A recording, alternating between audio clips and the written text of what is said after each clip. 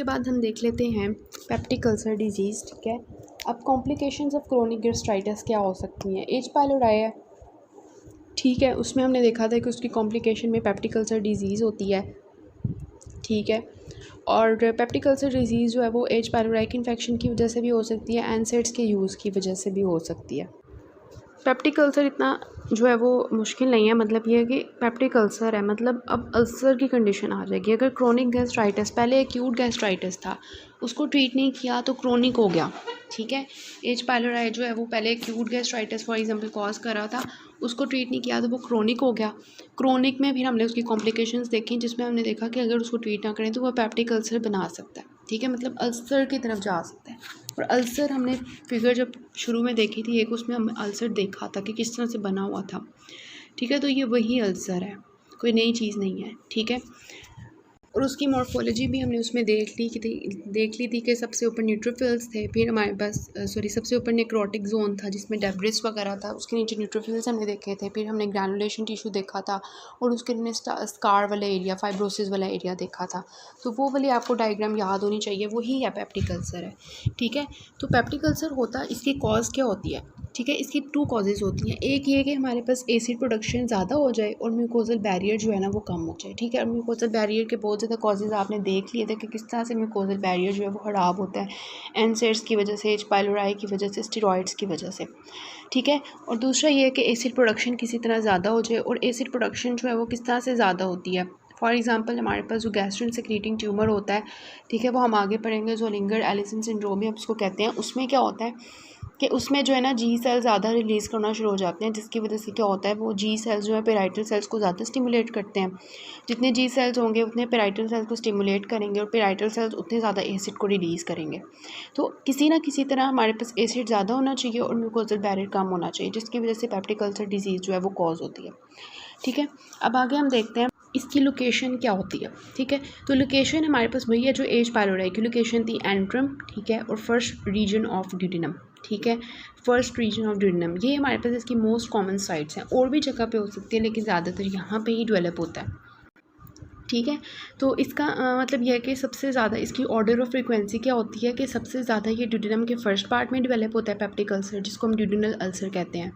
फिर ये स्टमक में डेवलप होता है। स्टमक में कहाँ पे डेवलप होता है, ज़्यादातर जो हमारे पास लेसर कर्वेचर होता है ना, वहाँ पर ज़्यादा डेवलप होता है। ठीक है, जहाँ पे बॉडी एंट्रम के साथ मिल रही होती है लेसर कर्वेचर, उस जगह पे ज़्यादा पेप्टिक अल्सर होता है।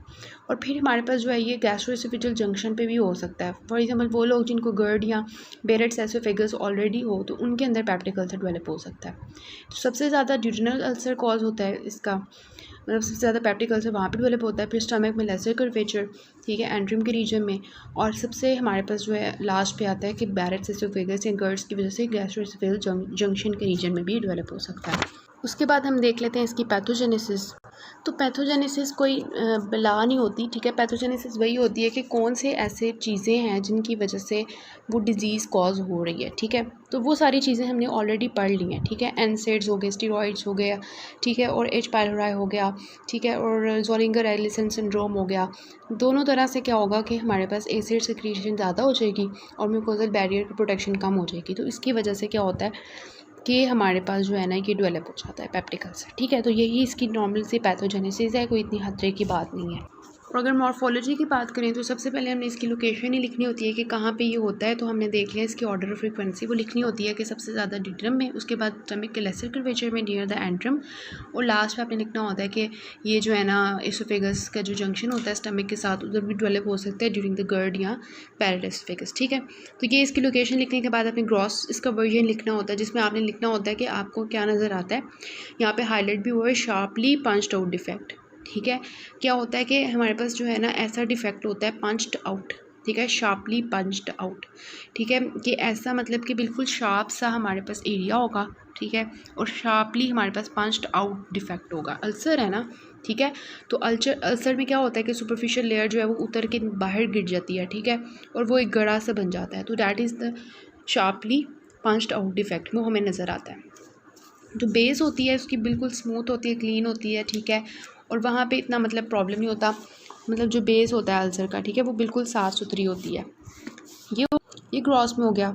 और माइक्रोस्कोपी में आपने वही लिखना होता है वो जो मैंने आपको बताया था 15.13 फिगर में जो अल्सर करवाया था, सबसे ऊपर नेक्रोटिक डेब्रिस, उसके नीचे एक्यूट इन्फ्लेमेटरी सेल्स न्यूट्रोफिल्स, उसके नीचे हमारे पास जो है ग्रैनुलेशन टिश्यू जिसमें लिम्फॉइड्स मोनोन्यूक्लियर ल्यूकोसाइट्स वगैरह आ जाएंगे, और लास्ट में हमारे पास जो एरिया होता है वो फिब्रोसिस का होता है। तो ये वाली फिगर जो है इसका माइक्रोस्कोपिक वर्जन है अल्सर का, पेप्टिक अल्सर का, ठीक है। उसके बाद ये बात याद रखनी है क्लिनिकल फीचर्स की, कि दो तरह के अल्सर्स होते हैं ना, गैस्ट्रिक अल्सर भी हो सकता है, ड्यूडेनल अल्सर भी हो सकता है। तो इनमें क्या डिफरेंस होता है? गैस्ट्रिक अल्सर ये होता है कि जैसे ही हम खाना खाते हैं ना तो साथ ही पेन स्टार्ट हो जाती है, लेकिन ड्यूडेनल अल्सर में ये होता है कि पेन जब हम खाना नहीं खा रहे होते ना, खाली पेट होते हैं, तब जो है वो हमारे पास जो है ना पेन होती है इसकी। तो एपिगैस्ट्रिक जो है ना बर्निंग और एचिंग पेन होती है।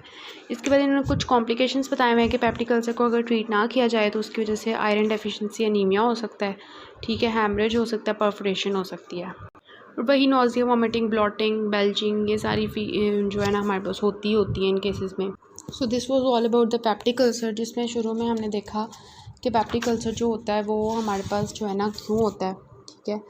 इसको हम क्या कहते हैं? Ulcer of the distal stomach and proximal duodenum, उसको हम कहते हैं पेप्टिक अल्सर डिजीज़, ठीक है। उसके बाद हमने इसके कॉजेज़ देखे, किस तरह से होता है, पैथोजेनेसिस देखी, किस तरह से डेवलप होता है स्टमक में एसिड ज़्यादा होने की वजह से, डिक्रीज्ड म्यूकोसा बैरियर की वजह से। उसके बाद हमने इसके सिम्टम्स में अगर देखना हो तो एब्डोमिनल पेन होगी, इसमें पेन और हमारे पास poor appetite, weight loss, heart burn, dyspepsia, nausea, vomiting, blood in stool, ये सारे वही वाले सिम्टम्स होते हैं स्टमक के जो नॉर्मली आते हैं। उसके बाद हमने इसकी जो है वो देखी कि इसकी मॉर्फोलॉजी क्या होती है। मॉर्फोलॉजी में हमने इसके जो है वो शार्पली पंच्ड आउट लिखना होता है इसके ग्रॉस में, ठीक है, और बेस इसकी क्लीन कर देनी होती है। और माइक्रोस्कोपिक में हमने वही वाली फिगर जो है ना उसके जोन्स बना देने होते हैं जो 4 हमारे पास होते हैं लेयर्स में। और लोकेशन इसकी याद रखनी है कि किस तरह से 3 लोकेशंस में ये फ्रीक्वेंसी वाइज कॉमन होता है।